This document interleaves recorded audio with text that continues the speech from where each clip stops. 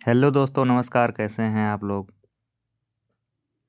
इस सीरीज की श्रृंखला में आज हम लोग करेंगे टेस्ट नंबर 41, जिसमें बहुत ही महत्वपूर्ण प्रश्न रखे गए हैं। सारे प्रश्न सिलेबस के अनुसार हैं।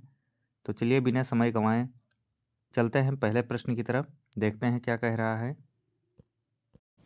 पहला प्रश्न कह रहा है, डेसिडुआ से आपका क्या तात्पर्य है। बताइए। 4 विकल्प दिए गया है, आप लोग पढ़िए और अपना सही उत्तर दीजिए। डेसिडुआ से आपका क्या तात्पर्य है।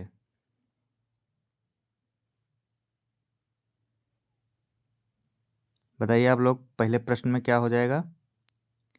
इसमें कौन सा विकल्प होगा। ऑप्शन नंबर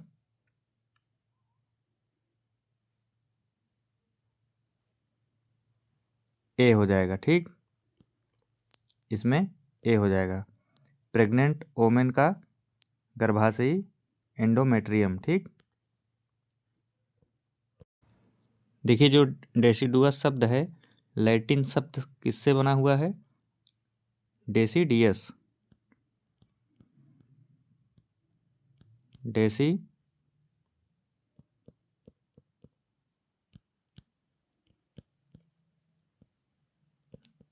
लैटिन शब्द है डेसिडियस, इसी से आया हुआ है। ठीक, चित्र में आप लोग देख सकते हैं।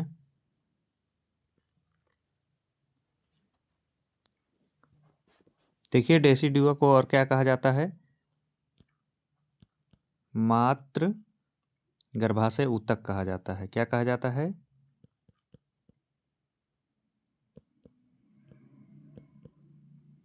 गर्भाशय ऊतक। बहुत इंपॉर्टेंट है, नोट कर लीजिएगा। यह जो है भ्रूण को मात्र प्रतिरक्षा कोशिकाओं से बचाने में क्या करता है, मदद करता है।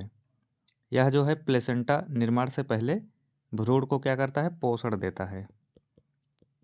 ठीक, और किससे बना होता है, एंडोमेट्रियम से बनती है। ठीक,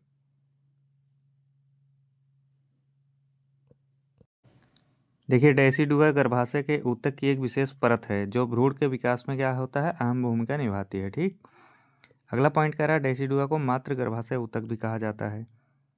अगला पॉइंट है, यह भ्रूण को मात्र सुरक्षा प्रतिरक्षा कोशिकाओं से बचाने में मदद करता है। अगला पॉइंट है, यह प्लेसेंटा निर्माण से पहले भ्रूण को पोषण देता है।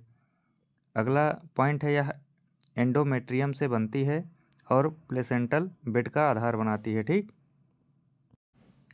अगला पॉइंट कह रहा है, यह भ्रूण और प्लेसेंटा को संरचनात्मक और संवहनी सहायता देती है। ये पॉइंट आप लोग लिख लीजिए, बहुत इंपॉर्टेंट है। चलिए अगला प्रश्न कह रहा है, निम्न में से मोरूला के बारे में सत्य कथन है। बताइए। 4 विकल्प दिए गए हैं, आप लोग पढ़िए चारों। मोरूला के बारे में सत्य कथन पूछा है, तो इसमें राइट आंसर हो जाएगा ऑप्शन नंबर बी। जाइगोट के विभाजन के लगभग कुछ समय बाद बनी कोश की 16 कोश की संरचना जो कि सहतूत के समान प्रतीत होती है। चित्र में आप लोग देख सकते हैं 2 सेल स्टेज है और यहाँ पे है मोरूला। ठीक, तो इसमें हो जाएगा बी ऑप्शन सही होगा। ठीक, तो इसी का जब विभाजन होता है तो कुछ समय बाद कितने कोशिकी में, 16 कोशिकी में लगभग संरचना में टूटता है। ठीक, और किसके समान हो जाता है, एक सहतूत के समान। सहतूत के समान। चलिए आगे बढ़ते हैं। प्रश्न नंबर 3 कह रहा है, नॉर्मल में प्रेगनेंसी की अवधि होती है। बताइए, नॉर्मल प्रेगनेंसी की अवधि, सामान्यतः प्रेगनेंसी की अवधि कितनी होती है। 4 विकल्प दिए गए हैं, पढ़िए आप लोग और अपना राइट आंसर दीजिए। तो इसमें हो जाएगा ऑप्शन नंबर ए, 9 महीने 7 दिन।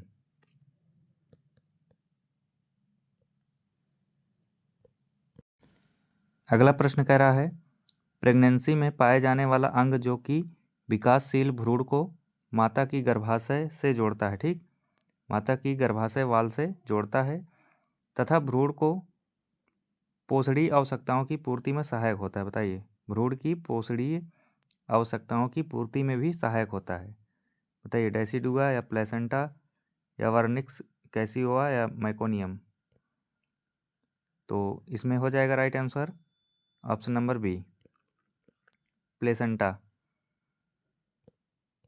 चित्र के माध्यम से आप लोग देखिए,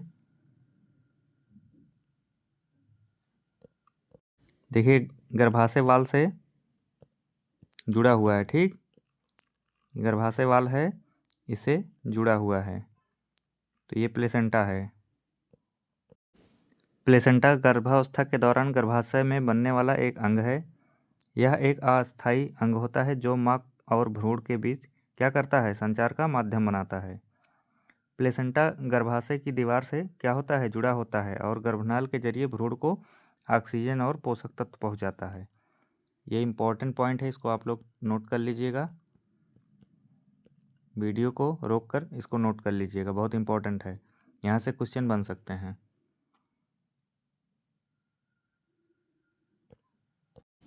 अगला प्रश्न कह रहा है, प्रश्न संख्या 5 कह रहा है, प्लेसेंटा पैदा करता है। बताइए, प्लेसेंटा क्या पैदा करता है, क्या उत्पन्न करता है? बताइए, प्रोलैक्टिन, ऑक्सीटोसिन, FSH या एस्ट्रोजन और प्रोजेस्टेरोन। बताइए, प्रश्न संख्या 5 में क्या हो जाएगा, बताइए आप लोग। पहले तो आप इसके बारे में ये जानिए, प्लेसेंटा होता क्या है। देखिए, गर्भावस्था के दौरान गर्भ में बनने वाला एक अस्थायी अंग होता है। कैसा अंग? अस्थायी अंग होता है। यह जो है गर्भाशय की दीवार से जुड़ा होता है। कहाँ से जुड़ा होता है? गर्भाशय की दीवार से जुड़ा होता है। ठीक,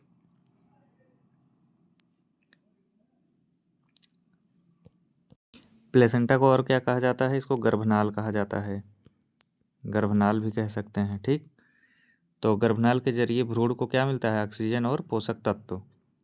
ऑक्सीजन और पोषक तत्व, ऑक्सीजन और पोषक तत्व, पोषक तत्व।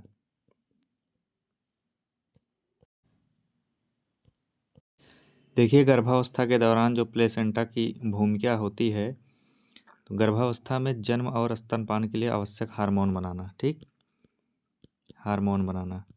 वह कौन कौन सा हार्मोन है? एक है एस्ट्रोजन और प्रोजेस्टेरोन। ठीक, तो ऑप्शन नंबर डी इसमें करेक्ट हो जाएगा। चलते हैं अगले प्रश्न की तरफ। प्रश्न कह रहा है, हृदय का विकास कब प्रारंभ होता है?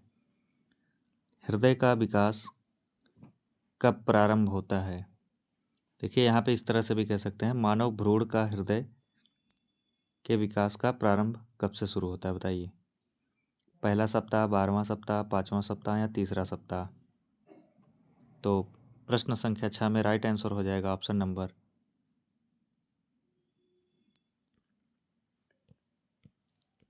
डी, तीसरा सप्ताह।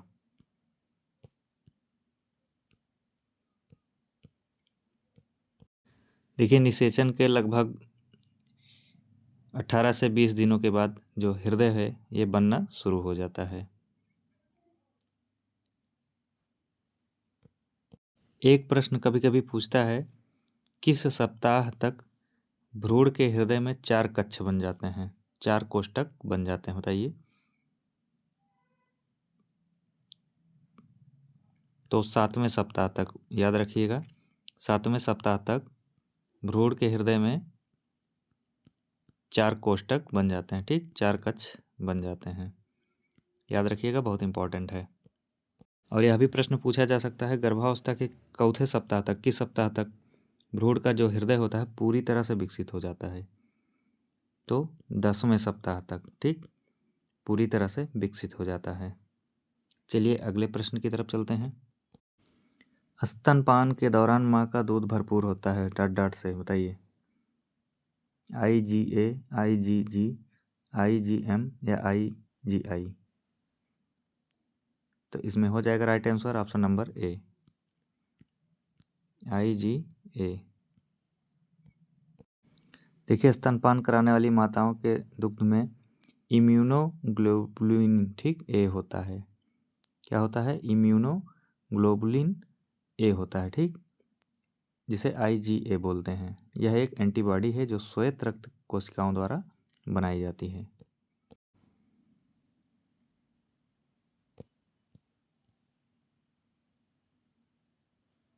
अगला प्रश्न कह रहा है हमारे शरीर में ऐसी कौन सी कोशिका है, ऐसी कौन सी सेल है जिसमें पुनरावृत्ति डिवीजन की क्षमता नहीं पाई जाती? बताइए। प्रश्न संख्या 8 में बताइए आप लोग।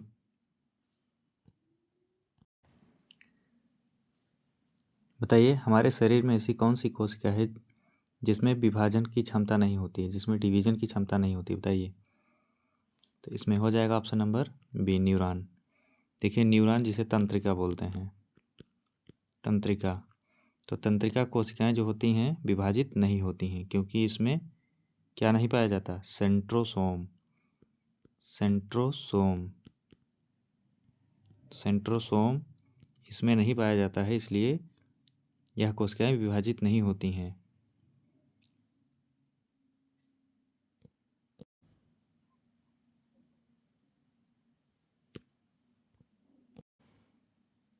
निम्न में से उपकला टिश्यू का मेन फंक्शन क्या है? उपकला ऊतक का मेन फंक्शन, मुख्य कार्य पूछा है। बताइए। पहले तो हम लोग ये जानते हैं उपकला होता क्या है। देखिए उपकला एक प्रकार का शारीरिक ऊतक है ठीक, शारीरिक ऊतक है जो आपके शरीर की सभी आंतरिक और बाहरी सतहों पर क्या बनाता है? सतहों पर आवरण बनाता है, आवरण बनाता है। शरीर की गुहाओं और खोखले अंगों को क्या करता है? रेखाबद्ध करता है ठीक, रेखाबद्ध करता है। और ग्रंथियों में प्रमुख ऊतक होता है ठीक। तो बताइए इसमें क्या होगा? भंडारण, संकुचन, पोषण या संरक्षण? कमेंट में अपना उत्तर दीजिए। आप लोग कमेंट में अपना उत्तर दीजिए। चलते हैं अगले प्रश्न की तरफ। इस प्रश्न को आपके लिए छोड़ दे रहा हूँ, आप लोगों के लिए। आप लोग इसका उत्तर कमेंट में दीजिए। अगला प्रश्न कह रहा है हमारी बॉडी में शरीर के ऊपर से नीचे की ओर पाई जाने वाली कैविटीज का निम्न में से सही क्रम कौन सा है? 4 विकल्प दिया गया है, पढ़िए आप लोग चारों विकल्प।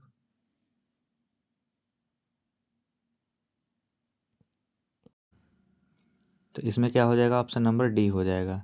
चलिए डायग्राम से आप लोग को बताते हैं। देखिए ये मानव शरीर है। डायग्राम उतना अच्छा तो नहीं बना है लेकिन फिर भी देखिए मानव शरीर है। ये क्या है? कपाल गुहा ठीक, इसे कपाल बोलते हैं। देखिए क्रम पूछा है ऊपर से नीचे की ओर। देखिए यहाँ पे ऊपर से नीचे की ओर, अर्थात ऊपर से नीचे की ओर पूछा है। तो ये क्या है? कपाल गुहा ठीक। यहाँ पे कपाल गुहा है। यहाँ क्या हो जाएगा? एक ऐसे आएगी यहाँ पे रीढ़ की हड्डी ठीक, रीढ़ की हड्डी की गुहा बोलते हैं इसे। तो इसमें ऑप्शन में नहीं है, तो आगे बढ़ते हैं। यहाँ सीना के पास क्या होगा? वक्ष ठीक, वक्ष गुहा। उसके बाद नीचे पेट के पास उदर गुहा ठीक, फिर नीचे श्रोणि गुहा, श्रोणि गुहा। तो इसी तरीके से याद रखिएगा आप लोग। तो ऑप्शन नंबर डी हो जाएगा इसमें। अगला प्रश्न कह रहा है निम्न में से किसी कोशिका को कोशिका का पावर हाउस या पावर स्टेशन कहा जाता है?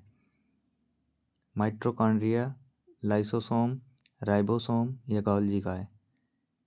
बताइए आप लोग। प्रश्न संख्या 11 में क्या हो जाएगा?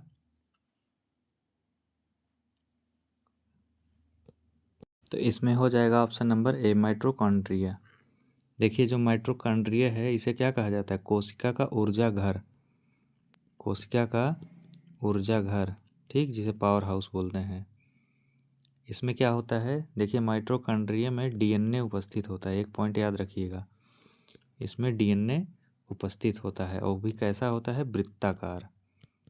यहाँ से प्रश्न पूछा जा सकता है, वृत्ताकार, याद रखिएगा। और इसमें क्या होता है, आरएनए भी उपस्थित होता है, आरएनए भी उपस्थित होता है।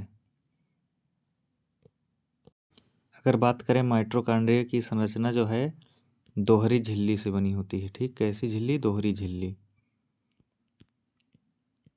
याद रखिएगा, दोहरी झिल्ली वाली संरचना होती है।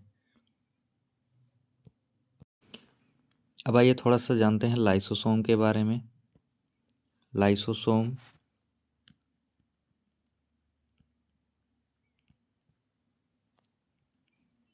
देखिए, लाइसोसोम का दूसरा नाम क्या है, आत्महत्या की थैली, आत्महत्या की थैली, आत्महत्या की थैली। ठीक, और इसका नाम क्या है, परमाणु बम या एटम बम।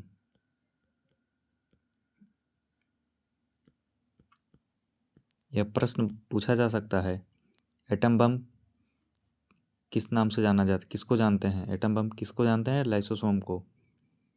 और इसका क्या नाम है, लाइसोसोम को और क्या कहते हैं, कोशिका का सफाई कर्मी, कोशिका का सफाई कर्मी, कोशिका का सफाई कर्मी। प्रश्न बन सकता है, कोशिका का सफाई कर्मी किसे कहा जाता है, तो आप लोग लाइसोसोम बताएंगे। ठीक, लाइसोसोम की खोज कब हुई थी, 1955 में। किसके द्वारा की गई थी, डी डुबे द्वारा। ठीक, डी डुबे। एक पॉइंट याद रखिएगा, जो लाइसोसोम होता है वो जंतु कोशिकाओं में सदैव उपस्थित होता है। ठीक, लाइसोसोम जो होता है परिपक्व लाल रुधिर कोशिकाओं में नहीं पाया जाता। ठीक, आरबीसी में अनुपस्थित होता है, अनुपस्थित। ठीक, प्रश्न बन सकता है, निम्नलिखित में से कौन आरबीसी में अनुपस्थित होता है, तो 4 विकल्प दे देगा, तो उसमें से एक लाइसोसोम रहेगा, तो आप लोग लाइसोसोम को टिक करेंगे। ठीक,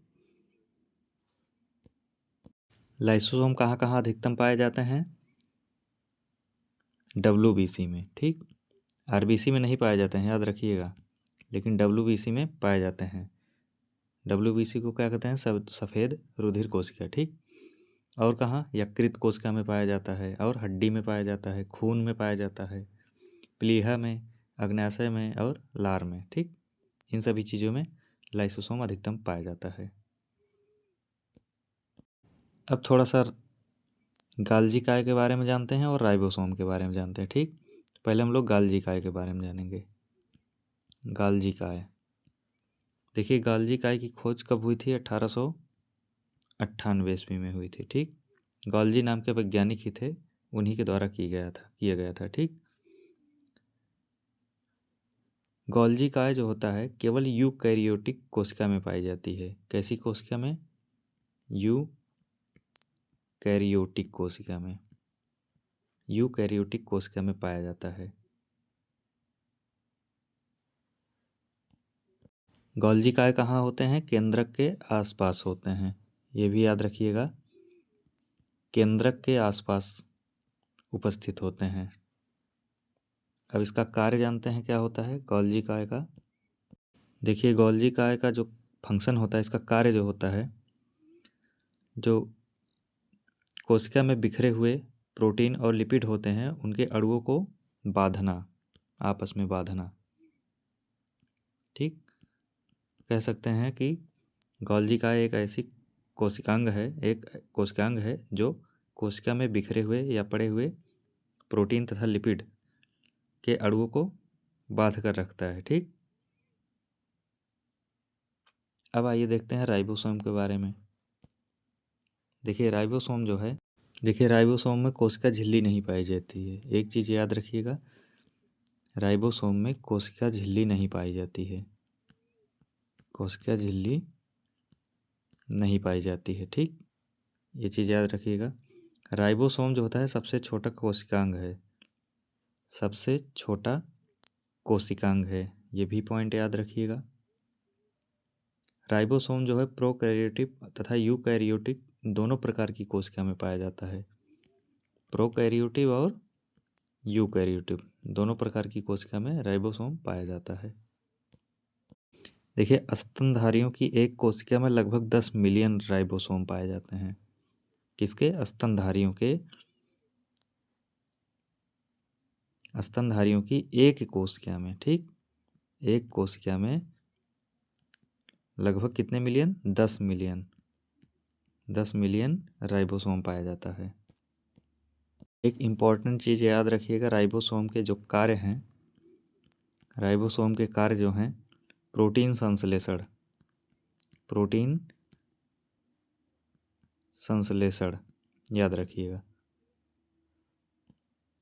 राइबोसोम दो प्रकार के होते हैं, एक 70S प्रकार के और एक 80S प्रकार के। ठीक, चलिए आगे बढ़ते हैं, अगले प्रश्न की तरफ चलते हैं। देखिए आप लोग इस प्रश्न में, प्रश्न नंबर 11 में माइटोकॉन्ड्रिया के बारे में देखिए। आप लोग माइटोकॉन्ड्रिया उपस्थित कहाँ होता है, आप लोग ये देखिए संरचना। इसमें आप लोग देखिए, यहाँ पे देखिए, ये सब क्या है? माइटोकॉन्ड्रिया है। ठीक,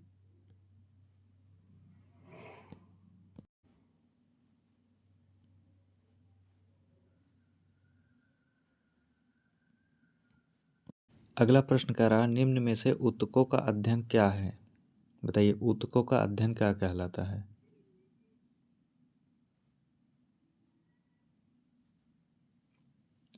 तो इसमें हो जाएगा ऊतक विज्ञान। ठीक, ऑप्शन नंबर बी करेक्ट हो जाएगा। देखिए, ऊतक विज्ञान को वैज्ञानिक भाषा में क्या बोलते हैं? हिस्टोलॉजी।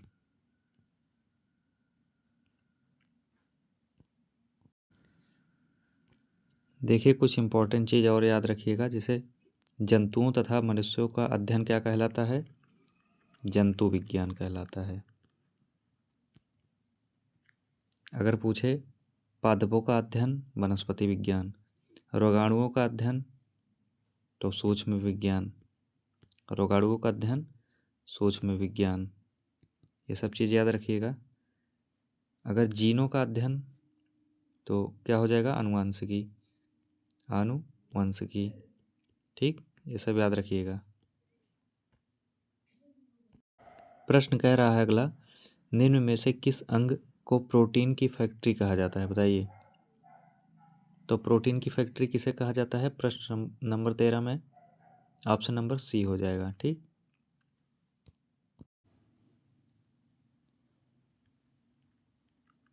राइबोसोम, इसे प्रोटीन फैक्ट्री कहा जाता है। ठीक, या हिंदी में प्रोटीन कार्यशाला, प्रोटीन कार्यशाला।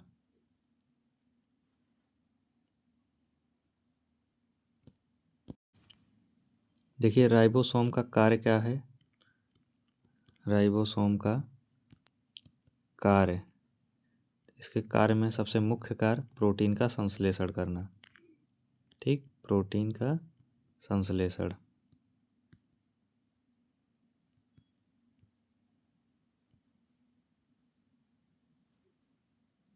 चलते हैं प्रश्न नंबर 14 की तरफ।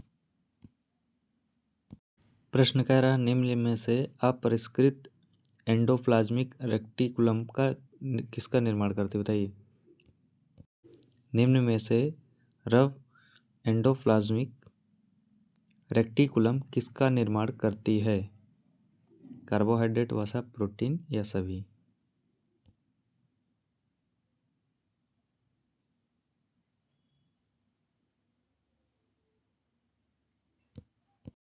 तो बताइए किसका निर्माण करती है? तो ऑप्शन नंबर सी हो जाएगा, प्रोटीन का। ठीक, प्रोटीन का निर्माण। आइए जानते हैं थोड़ा सा प्रोटीन के बारे में। देखिए, प्रोटीन क्या है? कार्बनिक यौगिक है। कैसा यौगिक है? कार्बनिक यौगिक है। प्रोटीन ऊर्जा के अणु होते हैं। किसके अणु? ऊर्जा के अणु होते हैं। कभी कभी प्रश्न पूछता है 1 ग्राम प्रोटीन में कितनी कैलोरी ऊर्जा होती है? तो 1 ग्राम प्रोटीन में 4.1 से 4.2 कैलोरी ऊर्जा होती है। और क्या प्रश्न बन सकता है? प्रोटीन के खोजकर्ता। प्रोटीन के खोजकर्ता मुल्डर थे। और क्या प्रश्न बन सकता है? सबसे छोटी इकाई प्रोटीन की सबसे छोटी इकाई, प्रोटीन की सबसे छोटी इकाई अमीनो अम्ल है। अमीनो अम्ल है। ठीक, अमीनो अम्ल है। प्रश्न यह भी बन सकता है एक प्रोटीन के निर्माण में कितने अमीनो अम्ल की आवश्यकता होती है? तो एक प्रोटीन के निर्माण में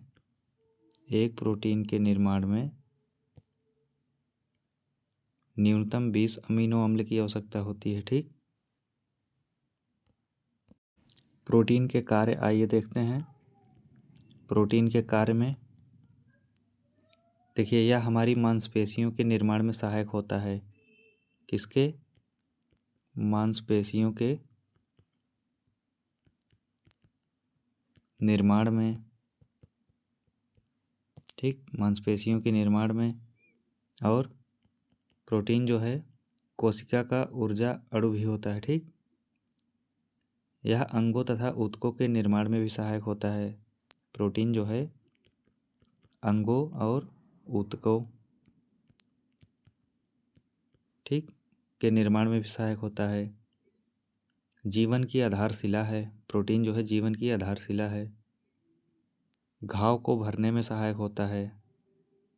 घाव को भरने वाला यौगिक है। प्रोटीन जो है घाव को भरने वाला यौगिक है। ये सारी चीज़ याद रखिएगा, बहुत इंपॉर्टेंट है। आइए थोड़ा कार्बोहाइड्रेट के बारे में जानते हैं हम लोग। देखिए, ऐसे कार्बनिक यौगिक जिनमें कार्बन, हाइड्रोजन, ऑक्सीजन उपस्थित हों। कार्बन, हाइड्रोजन और ऑक्सीजन उपस्थित हों तो उन्हें क्या कहते हैं? कार्बोहाइड्रेट कहते हैं। ठीक, इनका अनुपात 1:2:1 इसी अनुपात में होता है। ठीक, उदाहरण के रूप में हम लोग जानते हैं जैसे C6H12O6। देखिए, कार्बोहाइड्रेट जो है ऊर्जा के अणु होते हैं। किसके अणु? ऊर्जा के अणु होते हैं।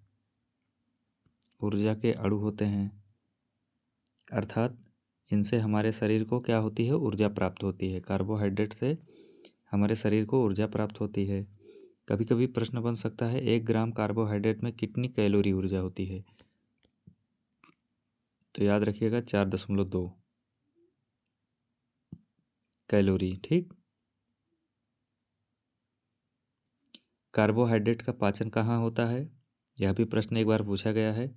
तो कार्बोहाइड्रेट का पाचन जो है हमारे शरीर में 2 स्थानों पे होता है। एक मुंह में और दूसरा छोटी आंत में।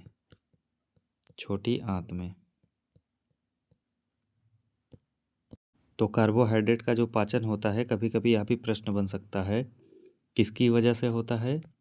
तो एंजाइम की वजह से। याद रखिएगा, कार्बोहाइड्रेट का जो पाचन होता है एंजाइम की वजह से होता है। ठीक, एक चीज़ ध्यान रखिएगा, मुंह में जो पाचन होता है वह आंशिक रूप से होता है। ठीक, आंशिक रूप से। आंशिक रूप से। लेकिन जब छोटी आंत में पहुंचती है तो पूर्ण पाचन हो जाता है। छोटी आंत में पूर्ण पाचन होता है। एक दिन में न्यूनतम आवश्यक कार्बोहाइड्रेट की मात्रा कितना होना है? लगभग 350 से 400 ग्राम। कार्बोहाइड्रेट की इकाई क्या है?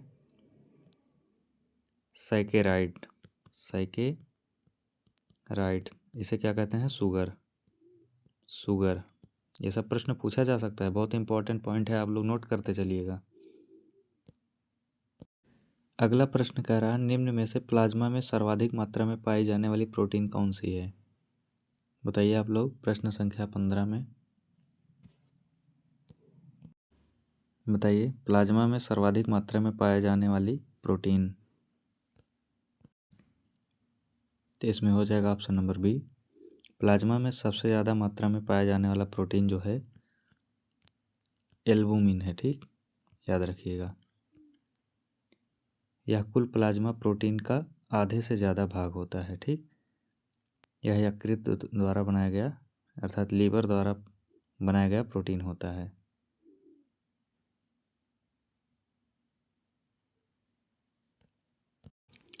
देखिए थोड़ा हम जानते हैं प्लाज्मा के बारे में, प्लाज्मा के बारे में थोड़ा अध्ययन करते हैं।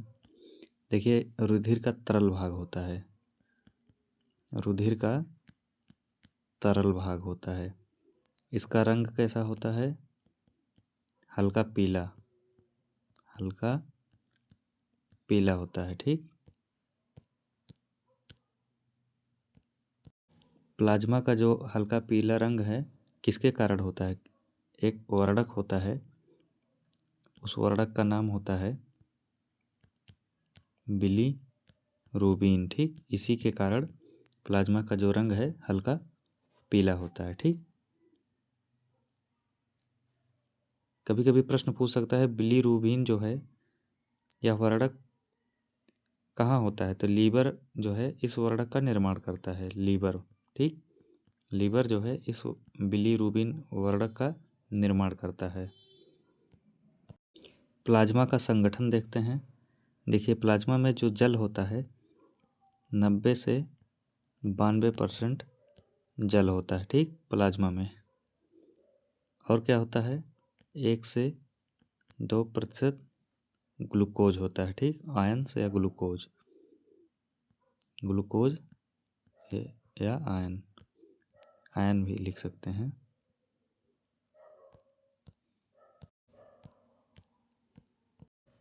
प्रोटीन कितना होता है? प्रोटीन जो है 8 से 9% प्रोटीन होता है, ठीक। प्लाज्मा में 8 से 9% प्रोटीन होता है, ठीक। देखिए जो एल्ब्यूमिन प्रोटीन होता है इसका काम क्या है? मिनरल्स को संतुलित करना, मिनरल्स को संतुलित करना, संतुलित करना, ठीक, याद रखिएगा, मिनरल्स को संतुलित करना। और ग्लोब्यूलिन क्या होता है? ग्लोब्यूलिन, इसका काम जो है प्रतिजन बनाना, ठीक, प्रतिजन बनाना या प्रतिरक्षा तंत्र मजबूत करना, प्रतिरक्षा तंत्र मजबूत करना।